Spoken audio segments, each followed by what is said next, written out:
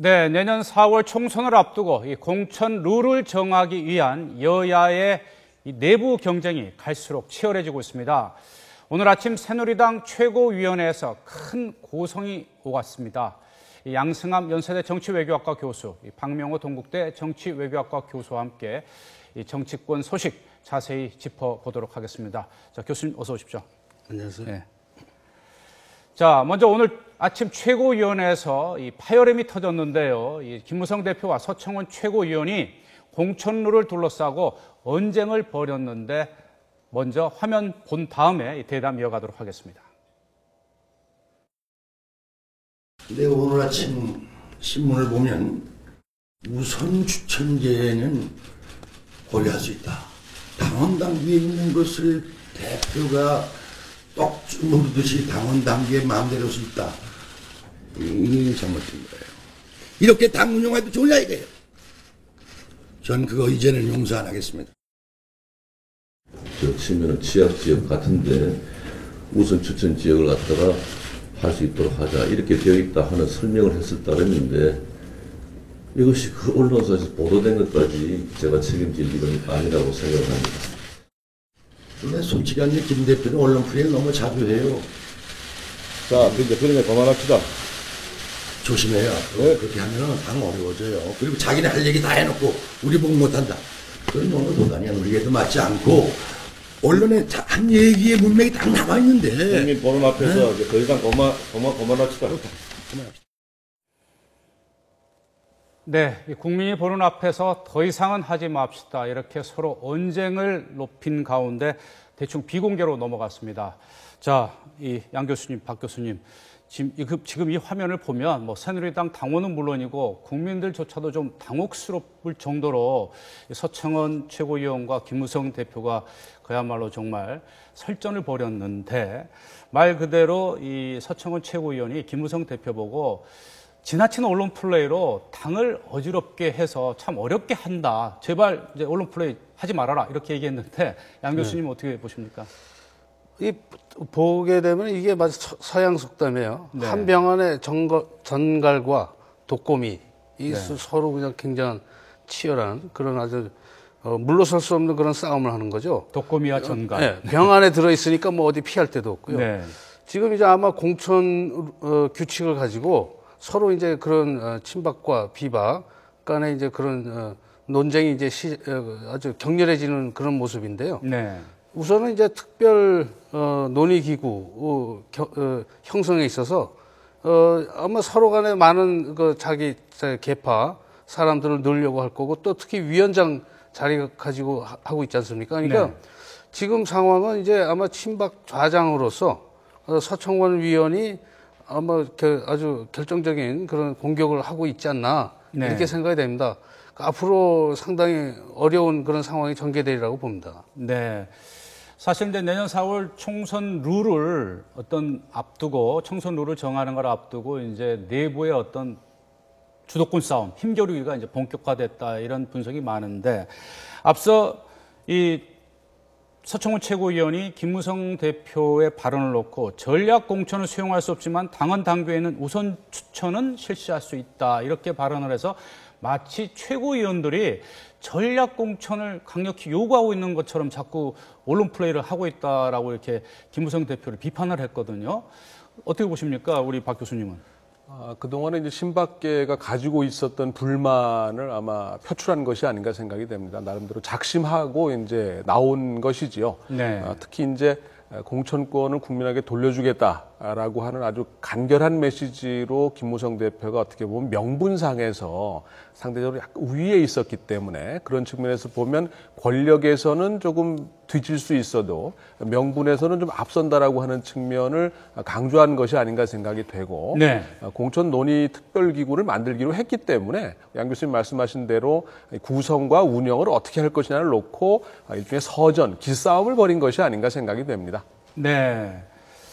사실 이 서청원 최고위원도 전략 공천이 좀 필요하다고 말하지 않았었습니까? 뭐 새정치민주연합 최소 20%는 이제 물갈이하겠다. 결국은 이제 최소 20%는 전략 공천을 하는데, 자 그렇다면 여당인 새누리당은 가만히 있을 거냐 이렇게 얘기를 했는데 이 어떤 문장하고 이게 맥락이 어떻게 되는 겁니까? 우리 박 교수님 어떻게 글쎄요, 뭐 전략 공천을 요구했다라고 이제 언론에서 해석을 한 것이고 그 전에 네. 이제 김무성 대표와 친박계가 의견을 달리하는 부분, 이제 전략 공천을 어떻게 할 것이냐라고 하는 부분입니다.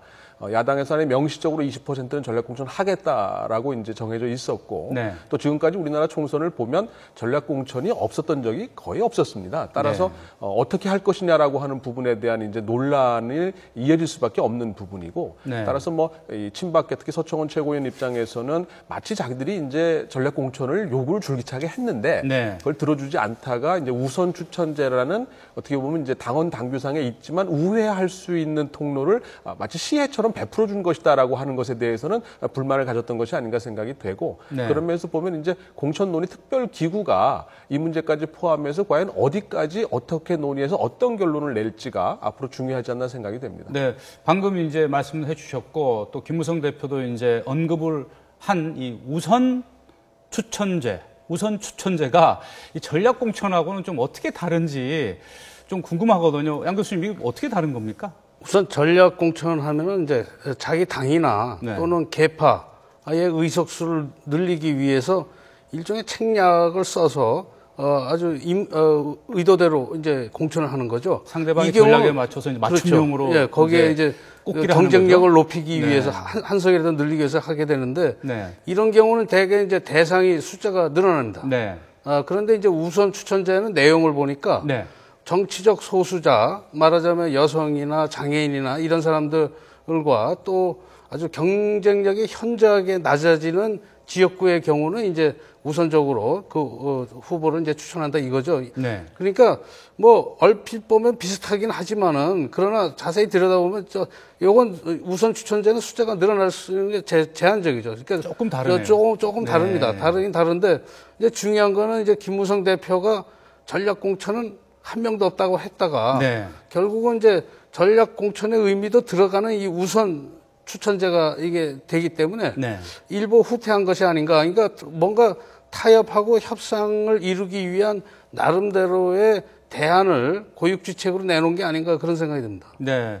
박 교수님. 그리고 또 김무성 대표가 국민번호, 이 안심번호 국민공천제를 이제 문재인 대표와 이제 합의를 했는데 또 최근에는 이제 국민 70%, 당원 30% 여론조사를 해도 괜찮다.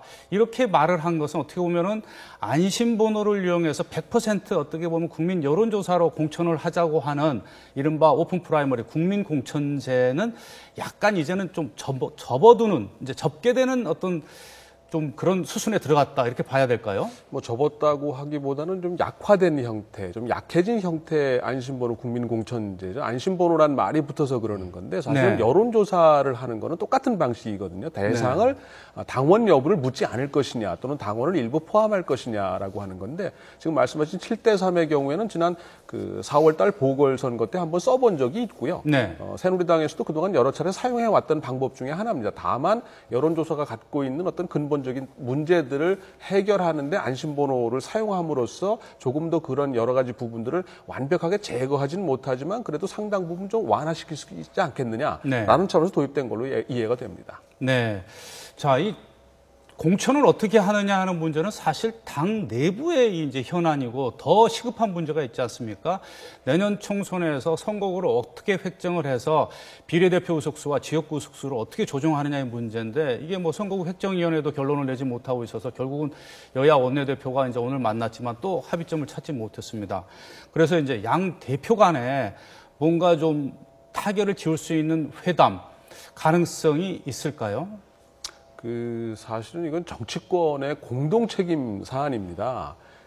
선관위가 선거 개혁안을 낸 게 지난 2월 달이고, 국회에 정개특위가 구성된 게 3월부터 활동을 해왔습니다. 이미 결론이 났어야 되는 부분을 사실상 여야가 방기하고 있었던 셈이었거든요. 그렇죠. 이 선거구 획정위원회에서 결정할 수 있는 사안이 아닌 겁니다. 선거국 획정위원회에서 나름대로 고생을 했고 네. 이제 몇 가지 이제 압축된 안을 갖고 있는데 이것도 네. 마지막 고비를 넘지 못하는 이유가 네. 바로 여야 간의 정치적 합의와 타협이 되지 않고 있기 때문이거든요. 네. 따라서 획정위원회가 할 수 있는 바는 제가 보기에는 거의 다 했다고 생각이 되고요. 네. 이런 부분이 이미 결론이 났어야 되는 부분인데도 여기까지 네. 끌어온 거는 정치권의 나름의 어떻게 보면 기존의 기득권을 서로 유지시켜주라고 하는 어떤 정책 야합이기 때문에 네. 이런 부분 만나야죠. 빨리 해결을 해야 될 부분이고요. 13일까지 이제 다음 달 획정위원회가 13일까지 국회에서 선거구 획정을 을 해야 되는 처리해야 거고요. 되지 않겠습니까? 그렇습니다. 이미 13일까 이번 달 13일까지 이제 획정위원회가 이제 안을 제출해야 되기 네. 때문에 획정위원회가 안을 제출하지 못하는 건 100% 정치권의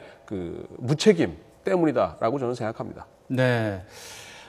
앞으로 우리 양 교수님 이 공천 방식은 이제 그렇다 하더라도 그건 뭐 이제 주류와 비주류 간에 그건 여당도 마찬가지고 야당도 굉장히 지금 문제가 많은데 이 선거구 획정 문제 12월 15일 날은 이제 총선 예비 후보자들 등록도 해야 되는데 그때까지도 선거구 획정 시한이 마련되지 않는다고 하면 이 국회의원들 또 제 식구 감싸게 결국 제 밥그릇 챙기게 하다가 그냥 또 법정 시한을 넘겨가지고 그냥 우물쭈물해서 또 그렇게 될 가능성 있지 않겠습니까?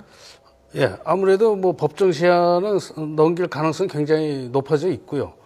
단지 이제 그 예비 등록 전까지는 이건 확실히 끝내야 되니까 정치권이 보통 그러지 않습니까? 뭐 서로 티격태격 하다가 자기들의 정략적인 그런 이해관계로 싸우다가 마지막 순간에 이제 어쩔 수 없이 뭐 타결해가는. 네. 그래서 이번에도 아마 그럴 가능성이 상당히 많고요. 네. 그러나 이제 한 가지 이게 보면은 저 이제 야당 쪽에서는 이제 비례대표제를 늘려야 된다 이제 이런 쪽이고 여당 쪽에서는 그 농촌 지역의 그 지역구 수가 감소가 되거든요. 그러니까 감소되는 것을 방지하기 위해서 지역구 수를 늘려야 된다. 그러니까 네. 비례대표제를 어느 정도 줄여야 된다. 이제 그것인데 네. 결국은 보면은 뭐 여야 간의 농촌 지역 의원들이 또 있는 거고요. 네. 그 문제는 이제 비례대표제를 옹호할 그런 대변자가 사실상은 없습니다. 그래서 결국은 여당 쪽 주장 쪽으로 가는 게 아마 그렇게 타결될 가능성이 높다 이런 생각이 듭니다.